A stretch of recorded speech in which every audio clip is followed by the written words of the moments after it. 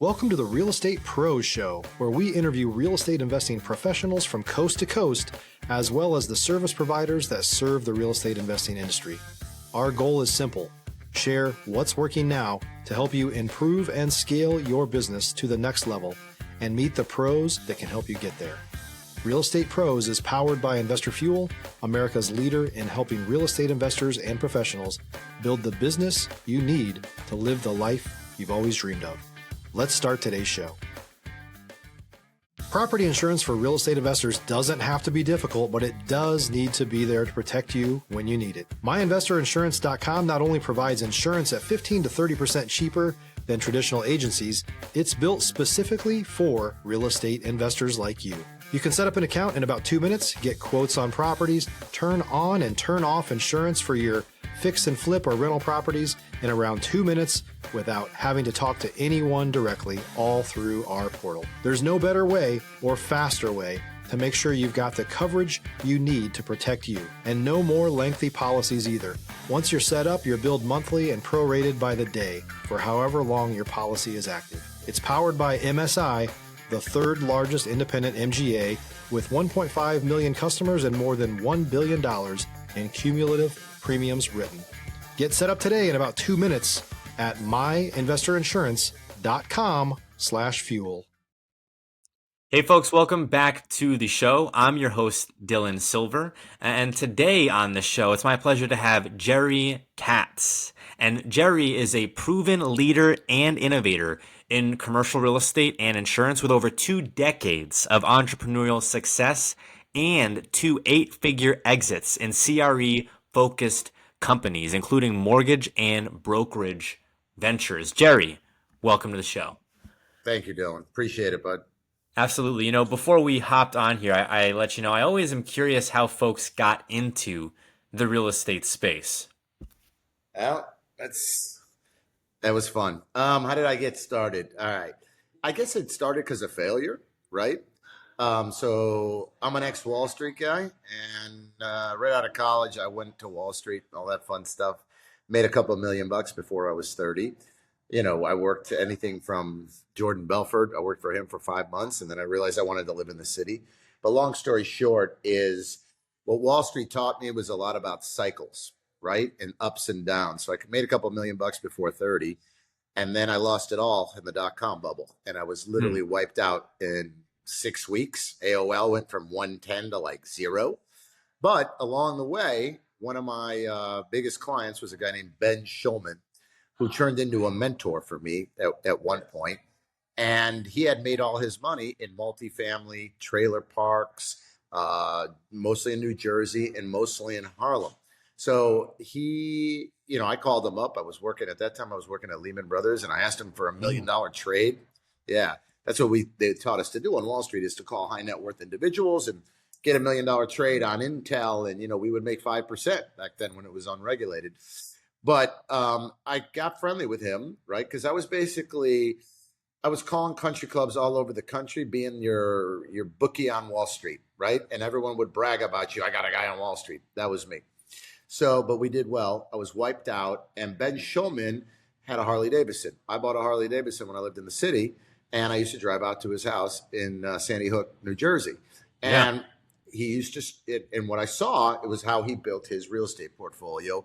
One afternoon, we drove up to Harlem, and he showed me, I don't know, about back then it was like an 8-unit brownstone around 125th in Harlem. And he showed me how he was buying it from the church next door. It was boarded it up. He was doing a value add project, and he was going to turn it into a multifamily. By the time he was done, he was going to have a 12 cap. Then once it was stabilized, he would cash out, refinance it, yada, yada, yada. So after I got wiped out, literally in 6 weeks, I said to myself, okay, I'm done with Wall Street, because at the end of the day, like, I didn't like it. I liked it because, you know, growing up in the 80s, I'm an immigrant. I used to have one of those posters in my room that said the one with the, you know, most toys wins. Yep. I don't know if you remember that one, with the jets and the Lambos and the yachts. So that's what happens when you're, you know, coming from an immigrant family, don't have a lot of money. You're always trying to keep up with certain neighbors, people, things like that. But what I learned on Wall Street is no matter what I did, they didn't like me, right? So I was always focused on making money for myself, commissions, and all my bosses on every Wall Street firm would say, Jerry, you're not an analyst. And every time I thought I was doing the right thing, calling them up with, Home Shopping Network, because I think it's good. Yeah, Martha Stewart gets in trouble. That stock goes to 5. I'd call them and tell them to buy Intel. They hated me because the Disney went up higher. So you felt like crap, right? And so I got caught up in the dot-com boom. And then when it all came crashing down, because it was such speculation, we were using 256K modems to run our Quotron. And meanwhile, I'm selling a company called Webvan, right? And the stock goes from $2 to $100. Well, today that's Grubhub, right? But the technology didn't even exist. So long story, I got wiped out. I looked at my mentor, Ben. I said, I have a $60,000 margin call. Everything I built is gone. But I bought a condo on the Upper East Side in 1995 for $160,000, a 600 square foot condo. I had a $60,000 margin call. Stop living on an island and join the #1 mastermind in America for professional real estate investors. Investor Fuel is a community of hundreds of the nation's top investors working together to build stronger businesses and better lives. In addition to the amazing community of real estate investors acting as a board of advisors for one another, Investor Fuel members have access to 100% funding on purchase and repairs for our members only, a health insurance program, and benefits and discounts that more than pays for the membership of most of our members, meaning it's actually costing you money to not be a member of Investor Fuel. If you're looking to scale your business and build a business that allows you to live the life of your dreams, please visit investorfuel.com today and book a call with our team. I owed to the market. Yeah. So I called my broker, real estate broker, and I said, how much is my condo worth? She said about 320, and I could sell it quick for around 300. Sold it, took my equity, took my 60 paid. I told Ben, I want to buy real estate. He said, go to Miami. I went to the University of Miami for a semester, but it's another story. And he goes, why? He goes, because my brother. There you go. Because typically speaking, what happens is the real estate, if the stock market crashes and interest rates and things like that, real estate will follow. Stock market's an anticipatory vehicle. It's always 6 months ahead. So I went to Florida and started buying multifamily, apartments, whatever. And the funny thing is the first deal I did was a penthouse condo that I paid around $190,000 with 5% down. And I bought it from a hard lender out of the newspaper article. We didn't have Zillow.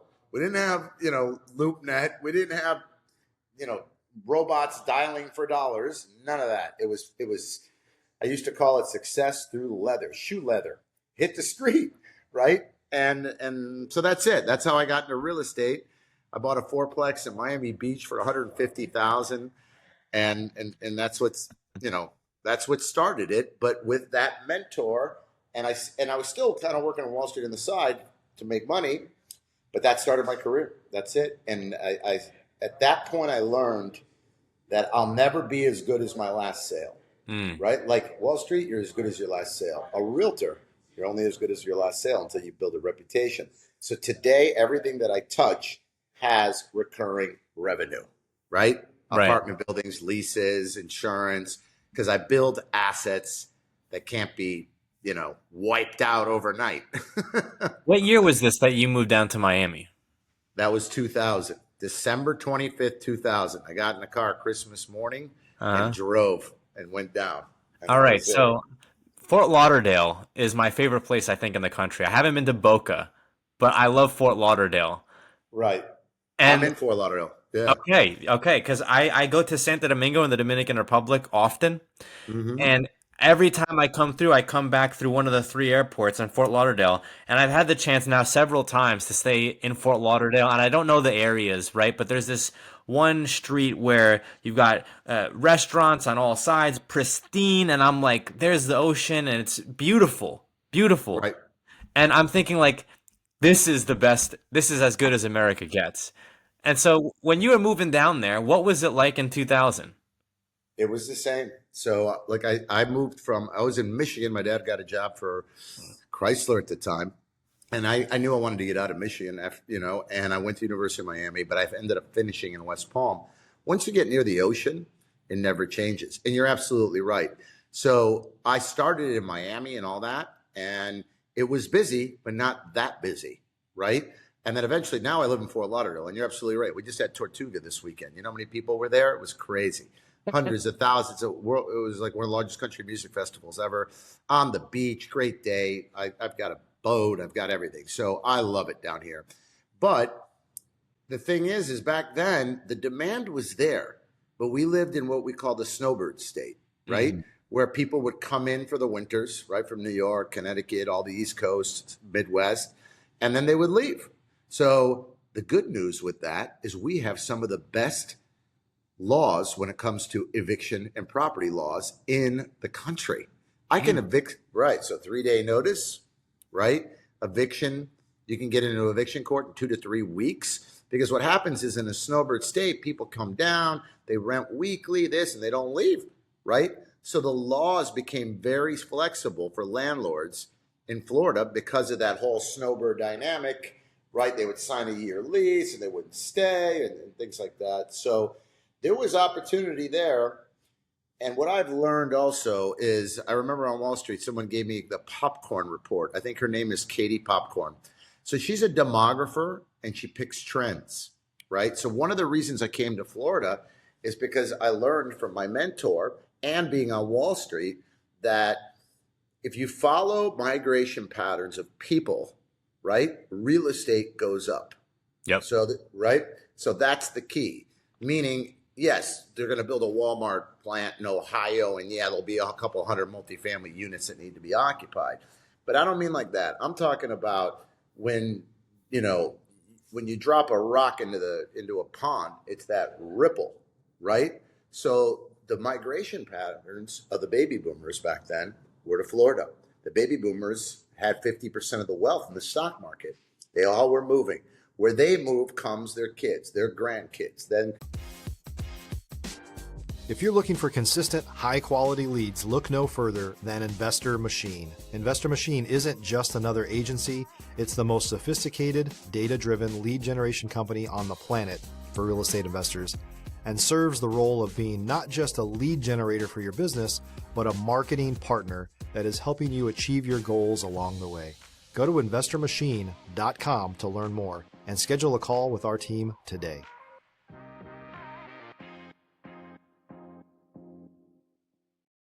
You need schools, then you need services, then you need dry cleaning, then you need insurance, then you need tourism. So I've always been following people. And I will tell you something funny is up until December, let's say, I assumed that Florida would be the last capitalistic state in the nation before this country went socialist. Up until then, because not Texas. Not Texas was Texas was falling, man. They got Austin, okay, where you got Google, Facebook. I mean, Musk is there, which is a good thing. But I assumed that the entire country, the tides have turned, right? Once you start handing out checks, that's it. It's very difficult to turn it back, right? And we will become Europe, a socialistic country. But what was the last true holdout? Because we used to say Arizona, Colorado, right? Texas, right? But they were all gone. And that's where all the immigrants were coming in to become voters, right? All that kind of things. Yeah. Florida under DeSantis and the conservatives, and you got to remember, Florida, where we're located in Florida, you have Colombia, Panama, Venezuela, Cuba. Then you have Europe, Russia, London, everywhere. So today we live in, there's 9 languages spoken within a block here. Come to my office. It's the United Nations. It is. And we all get along. But see, here's the thing. They're all newer immigrants in the last first generation or second generations. They come here to work their butt off. They don't come for handouts, right? No. Right. So because of the Cubans and all these, they don't want socialism. So I said to myself, just keep investing in Florida. As population grows, inflation grows, but we outpace inflation all the time. And then look what happened during COVID. My rents went up 35% in 12 to 18 months. Thank you, Joe Biden, for making me $10 million more. This is the power of real estate wealth is everyone else's inflation is real estate appreciation. And so once you start to see that, it really starts to come together. Jerry, backing up a bit here to that first multifamily deal, you said it was $140,000. How much would that be worth today? If you're a new or newer real estate investor looking to launch or grow your real estate investing business, please check out Investor Fuel Club. It's a coaching community, but unlike anything you've ever seen before. And you can actually partner with members of our mastermind from coast to coast on deals right in your market. There's no better opportunity to build a consistent business than to literally partner with pros to help you avoid costly mistakes, avoid the need for capital to do deals, and help you eliminate your fears as you're starting your business. Learn more about Investor Fuel Club at investorfuel.com/club. Shit. That's below fifth. It's been rezoned vertical. The dirt over there sells for 300 a foot. So that's a 50 by 130 foot lot, 7,000 square feet, 2.1 million. The dirt. Dirt. Not even forget the fourplex. Any chance you still have it? No, I don't have that one. But so I'll tell you one thing. One really big mistake that people make in real estate when they're looking at investments, especially the larger ones and stuff, they're expecting like huge returns from real estate, right? And it's a mistake because you can't expect, once you get over 100 units, for example, if you're buying over 100,000 square foot of retail industrial, it becomes commoditized. There's a lot of players, right? Yeah. So they're expecting, you're expecting more than 5, 6, 7% cash on cash return? No way. It doesn't happen. So if you want huge returns at those levels, then go take risk and buy Bitcoin, buy the S&P 500. But at those levels, you can't expect, more than 4, 5, 6, 7% cash on cash max. And usually the higher that cash on cash is just because it's a high risk area, right? Or a high crime zone and things of that nature. So it's you're in it for the long game. You are. Watching those. But see, going back to my first fourplex, I didn't have any money, right? So what do you do then? So then I had I had a different approach. Correct. 1031. So if you're buying a fourplex for 10% down, which was 14 grand plus closing, 17, 18 back then. And then I used credit cards and Home Depot cards to renovate it. I raised my rents, right? And then within 9 months, I sold it, I don't know, probably 170,000, right? But see, people are like, oh, well then after commissions, after commissions, I made 20 grand, let's say, right? But what they don't see is my 15 downstroke or 17 churned into 40 or 50. So now look at the math, right? My math, that's how you make a 50% gain or a 100% gain or a 30% gain short term. So I did that from 2000 all the way to 2007. Okay. And along the way, I met a couple players like David Matlock, Wayne Blackburn. They were my seniors and they were agents, realtors at Remax. And they said, hey, this guy's a mover and a shaker, right? So back then, these guys were, I'm 51 today, so they're probably 70 today, okay? And they were like, Jerry, you're a mover. I'm going to find you the buildings to buy. You do your magic, and then I'll sell your buildings. So these guys had been around for so long in Broward and Dade counties, they could pick up the phone and say, hey, Stanley, you want to sell your sixplex? I got a halfway deal. I'd get it.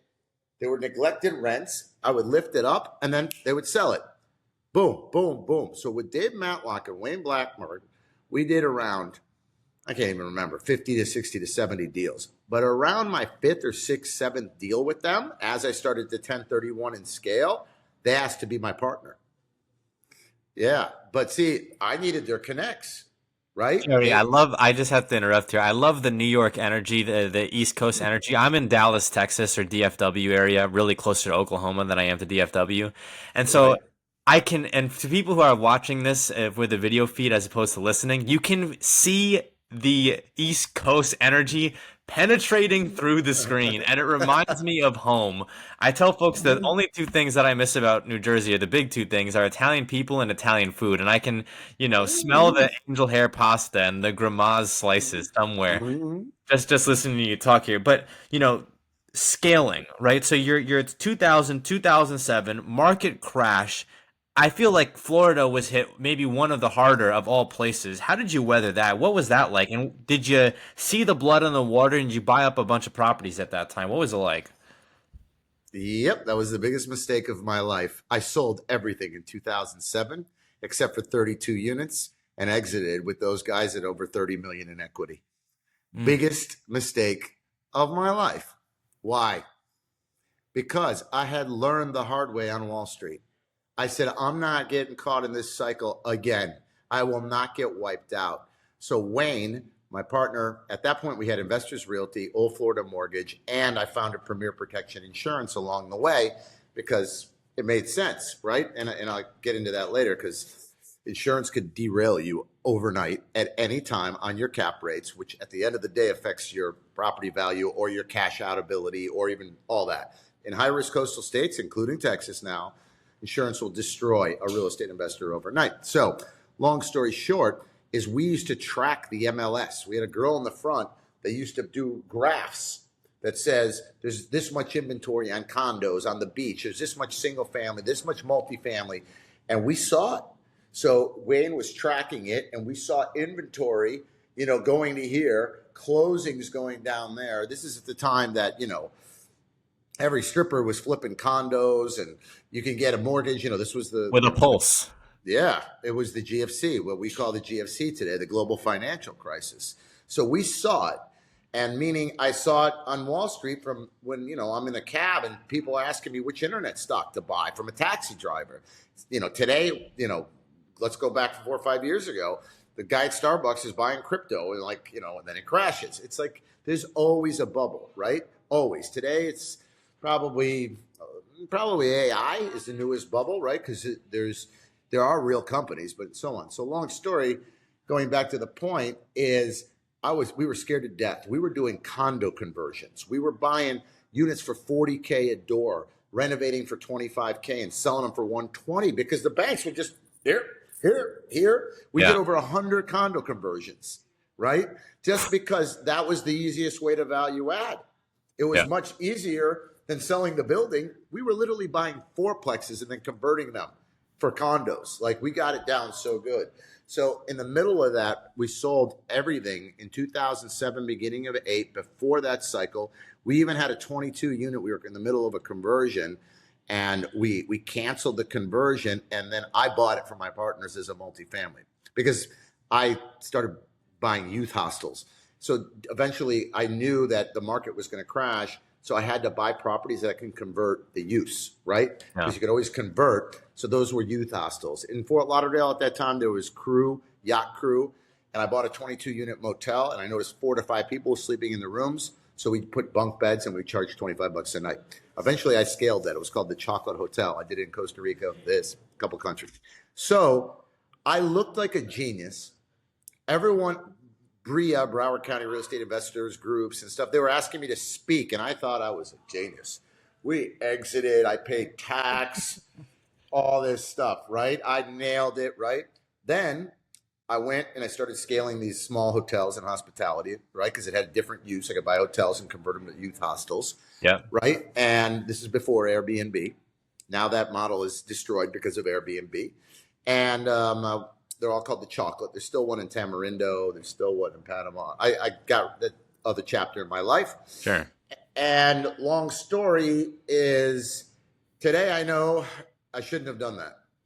Meaning that the smartest investors that I deal with today and my mentors, and I'm the founder of something called the South Florida Commercial Real Estate Forum, 10 high net worth investors. We meet once a quarter and just help each other, look at deals, analyze.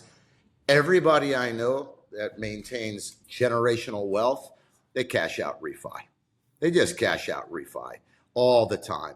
So you get all your money out of the property, you get it out tax-free, you're not paying the capital gains, underwrite it, it's about the same, and then they hold the property long-term. And guess what? If you've got $1 million that you owe the bank, you got a problem. But if you owe the bank $25 million, they have problems. And they work with them all the time. And then today, that $30 million in equity, if I would own all those properties today, I'd be sitting on $150 million. Easy. Because of the demographic trends of Florida. Continued to rise, beat inflation, yada, yada, yada, yada. So I look back Then, and I'm like, for shit. you, what was you sold everything. At that point in time, you were, I'm sure, relieved because you didn't have to go through what you went through on Wall Street with having to rebuild and start over from scratch. What were the next couple years like for you as the country was reeling? We're having new laws all throughout the country to regulate real estate and, mortgages. Were you Right. active in this space, or were you waiting it out like I some people are was. doing now? No, I was. I was very active. So I got away from my partners. One of my partners was going through a nasty divorce. I didn't like, he was doing some bad things like value wise and stuff. I didn't like it. So I asked to leave that. And then in 2005, I took my insurance agent, Doug Levy, and opened Premier Protection, right? And when I left from those partners, I said, hey, I don't want Investors Realty anymore. We sold the properties. It's not your fault. Didn't blame them. I blamed myself. I said, I can't work in this big group. I'm married now. I have children. I have to make my own decisions. So I'm going to leave the group. So I gave them Investors Realty, Old Florida Mortgage, and they said, you go with Doug and take Premier, the insurance agency. And Doug was loyal to me because him and I were close buddies and things of that nature. So at that time, I moved Premier Insurance into my lawyer's office, title company, and I just made it rain on Premier because I knew everybody in the industry, Marcus and Millichap, CBREs, on the insurance side, because we are real estate people that understand insurance. Yeah. And the reason I did that is because when the storms went in 04, right, my insurance, let's say I was paying $100,000, storms come in, the market implodes, 11 carriers go out of business. Your insurance used to be 100, now it's 150,000. So your $50,000 NOI drop because of insurance in a high-risk coastal state or the fires in California, it's getting worse and worse. Well, $50,000 on a 5.5 cap is like $900,000 of property value. Yeah. Right? On your NOI. So that's why I opened Premier, because I didn't want that to happen again. So at that time, I still had that, but Doug was running that company. I was just, sending everybody I knew there. Hey, you need insurance, great recurring revenue, beautiful, another asset that I was building for an exit at one time. So at that point, I also joined something called Entrepreneurs Organization in 2005, EO. We engaged leading entrepreneurs to learn and grow from each other. My competitor said, hey, buddy, he was a Serbian guy, Goran. He goes, you are beating up properties in same area. Let's meet till we have lunch. So I had lunch with this guy. Today, this guy's got 2,100 Section 8 units. He never sold one. Incredible. And so him and I made a deal. You buy that one, I buy this one, because we were in the same market. So we became really good friends, and he got me into EO, Entrepreneurs Organization. And it was created by Steve Jobs, Michael Dell, and Vern Harnish. And it's a community of entrepreneurs with like mind that help each other, non-solicit. So it changed my life, really changed my life. And it focuses on family, community, self, and business. And we help each other. So I was active that whole time with Premier. And then at the same time, that's when I built out the chocolate hostels. So I went to Panama. I went to Colombia. Hablas español. Sí, señor. Yo puedo hablar en español también. Sí. Yo aprendí español. Yeah, yo aprendí español. I learned how to dance salsa, and I scaled out the Chocolate Hotel because there was a demand for hostels, right? When I was 21, I traveled in hostels, so I knew it. So I built that out. And I made a couple $1,000,000 in Costa Rica just flipping properties because it was people could believe I did it. It was nuts, but I was having fun, right? Surfing, learning Spanish, salsa, all that stuff. But I did make another mistake in 2009. Yeah, I raised $10 million for the Black Marlin Fund. Okay, and why? Because I thought it was time to go back in. So in Florida, there was the Washington Mutual, WAMU, portfolio. Chase eventually bought, I think, WAMU. They had $1 billion in real estate to liquidate from the global financial crisis. And a guy that I knew, Evan Crystal, who was the largest multifamily broker at Marcus & Millichap, right? Fort Lauderdale, he's still around today. He was liquidating that portfolio. And I had done a lot of deals with him, right? Because, listen, you want deals, you got to have a reputation, you got to have connections, and you got to close. When you say you're going to close, that's how you get, the call before it hits the market, things like of that, and banks and lenders, everything. So I raised that money, and Holland and Knight had that portfolio, and I made some mistakes because I gave people a compound pref. So a pref, like a 7% interest on the money they gave me. I wanted a blind fund. I didn't want to do deal by deal. I took the $10 million and I couldn't deploy the money quick enough because the assets were still in receivership. I couldn't get it out the door. So I'm paying 7% on a compound preferred $10 million. And I was only able to deploy $2.5 million in equity. Okay. So if you start to do the math, right? And this is before I should have ran it by my EO forum. They would have flat out said, are you out of your mind to do this? But I didn't have enough mentors at that point. Yeah. And I couldn't put out the money quick enough. And the compound preferred was eating me. And I didn't want to keep, taking money from the pot to pay my investors. And I ended up folding the fund, and I bought those assets back from my investors. And then I slowed down. So today I still have, maybe 80 units from that day. And I took out my investors. I gave back the money. I got some real estate out of it, but I didn't deploy 10 million in equity, which was the goal, was to be, levered to 40 million, right? 30 million back then. And I never deployed it. And then I churned to the hostels, and I eventually sold all those hostels. Why? Because Airbnb came in and disrupted that. So I started exiting those. I was leasing those properties in Costa Rica. And then about 7 years ago, Doug, who was running the insurance agency, I started getting calls from people, my friends, right? Yeah. Hey, what's up with the insurance agency? Bad service, bad this. Not everybody is an entrepreneur, okay? So Doug was the most honest, the nicest kid, the smartest guy ever. It took me 2 years to convince him to open the insurance agency with me, 50-50 partners. Yeah. And what I learned from that is not everyone's an entrepreneur. Doug was a master insurance guy with great values, honesty, integrity, and hard work ethic. But you can't, unless you put in systems to scale. What systems stand for? Save yourself time, energy, money. Unless you put in systems, you can't scale. So he had this thing in his head. No one could do it as good as me. Well, he's probably right? But you can't scale a business. So we reached around $1 million in revenue, 10 million in insurance premiums, like let's say, and he couldn't handle it. High turnover. He was looking at everybody burning 80, this, all that. So I kept going in. I took him on this accelerator program for entrepreneurs to show him how to scale and all that. But at the end of the day, I came in and I had to restructure the entire company. I got rid of everybody. I gave him a plane ticket. He went to Thailand. I said, you're done? Come back in a month. You need a break. And he was married. They went. He stayed an extra 2 weeks.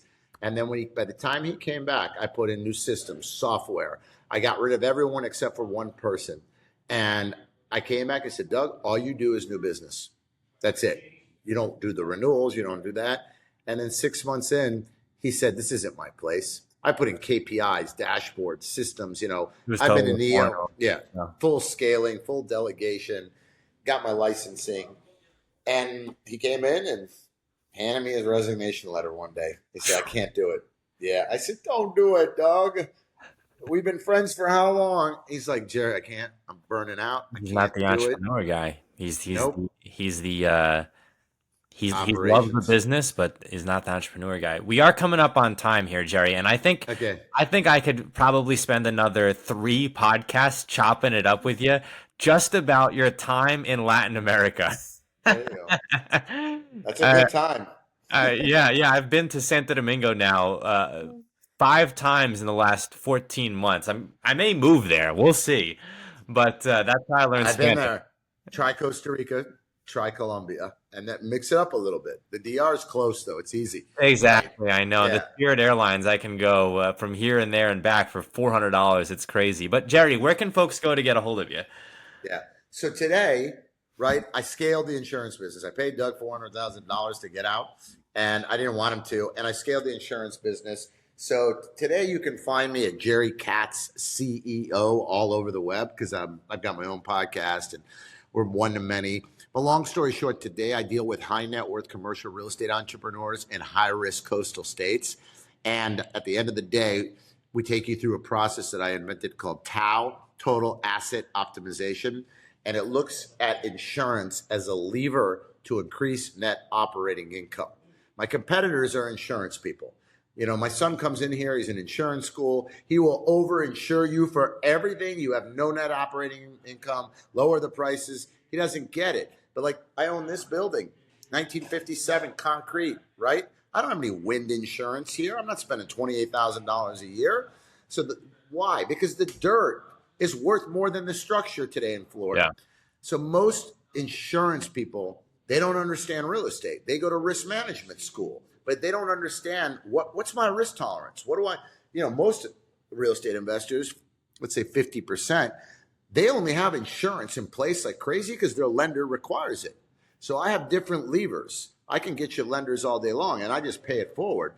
That won't require wind. They won't require this. They become flexible. So it gives you a strategic edge to buy a 5.5 cap once you follow what I call the TAO process that turns into a 7 cap just with certain levers like insurance and lending. And we're not a capital markets company, right? We reduce. Last month, a guy came to us with $1.1 million in insurance, 54 buildings in Palm Beach County.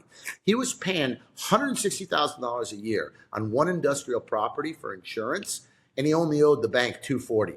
He bought it a decade ago for $2 million, but he had 6 fourplexes with new roofs and new hurricane windows with no mortgages. I'm like, come on, buddy. Go get these refinanced with a residential loan that's cheap. Then pay off this building, this, that. By the time we chopped it up and fixed it all, and $640,000 in insurance, $500,000 savings, which at $500,000, I just increased his portfolio by $8 million in value on a sale. Right, but see, people don't get it. That's a client for life. Correct. So that's what we do now, and I'm scaling the crap out of this real estate profit boost, and we really, that's why I'm on your podcast. But we interview the titans of real estate. I still have 144 units, retail, industrial, I still invest, all of that, tax purposes. Now we insure over $4 billion worth of real estate today. And I'm just scaling this business out. And I think we have something super unique because my competition, they sell you insurance for commission.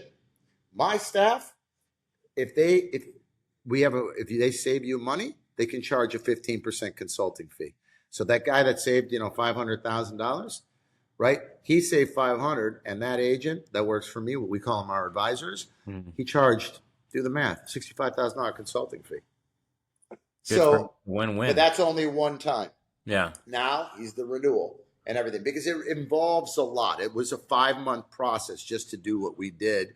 But again, I don't think there's many people out there doing what I'm doing, right? But I love coaching, speaking, scaling. I've scaled many businesses. I've coached people to scale. I'm finally where I think is my superpower, like getting here, going one to many, helping others. I don't want to be the richest guy in the graveyard. I don't care anymore. More faith-based, helping people, impacting others. That's what I like. I mean, what's the purpose of money, Dylan? Just to make your life more accessible, I would say. Buy back your time. Right. So the financial freedom, but really the purpose of money is just to make more money. Right? Meaning I make money so I can invest more money. That's all it is. All I got to do is beat inflation all the time. But most people out there, they don't get it, right? They think money is just to pay bills. And then when they don't have enough money, they get a credit card and then they go buy and get more bills. When you and I know that debt is the best thing in the world, because if I can borrow at 5%, 6.5%, 7%, and I take that money, leverage it, and then make 9%, that's it. That's it. I'll leave you with one last question. What's the purpose of a business? Generate cash flow. That's what most people say. And I would have said the same thing. What I learned is there's only one purpose of a business. It's to solve problems for people. It's to help people. And if you look at your business as helping others, the bigger the problem you solve, you get paid proportionally. And it just exponentially grows. But most of America, they don't get it. They start a business to make money. not even thinking that they're passionate about it or what problem they're solving for people. So I'm solving insurance for high net worth commercial real estate investors, all the way from a fourplex. One of your mastermind guys, he could get destroyed with insurance. And by the way, it's getting worse in Texas. We just wrote 400 units in Texas. State Farm is pulling out of Texas. And global climate change, they said 17 inches of water rise at the coast. I saw this report last week. I didn't believe it, but if you look at my Instagram under Jerry Katz, CEO, all over the internet and YouTube and Instagram, you'll show a video at high tide in what we call a full moon. I have 4 inches of water in my street. I live, on the water in this, and I was like, 6 years ago, king tide. That's what we call it, right? October. There was no water in the street. No, it's real, dude. It's. And that's Jerry, thank you for coming on. We'll have to have you back. Thank you so much for your time, man. Anytime, Dylan. All right. Good luck. God bless, and make some money in real estate. Let's go. Check out Costa Rica. You'll love it. And Colombia. They're all great. DR. All right, bud. Thanks for joining us for today's Real Estate Pros Show. You can learn more about the amazing benefits of the Investor Fuel Mastermind community, including surrounding yourself with hundreds of other rock stars, 100% financing for your deals, and members-only discounts from vendors you're likely already using that, as a member of Investor Fuel, will save you more than the cost of your membership. Visit investorfuel.com to learn more. If you're interested in joining us as a guest of this show, please visit investorfuel.com/pros to apply. You can also check the show notes for access to free resources, how to get access to world-class lead generation, and much more. Don't forget to subscribe so you never miss another episode. Have a great day. We'll see you on the next show.